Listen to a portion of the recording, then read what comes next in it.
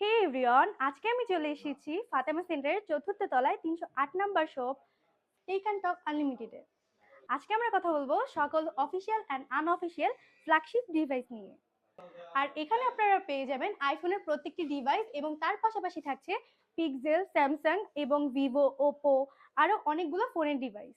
যারা ফোনের জন্য বরিশালের মধ্যে ট্রাস্টেবল অ্যান্ড বিশ্বস্ত শপ পাচ্ছে না, তারা চলে আসতে পারেন আমাদের শপে। আর যারা এক শপের মধ্যে সকল প্রোডাক্ট খুঁজছিলেন, তারা আজই চলে আসতে পারেন ফাতেমা সেন্টারের ৩০৮ number shop tech and talk আনলিমিটেডে।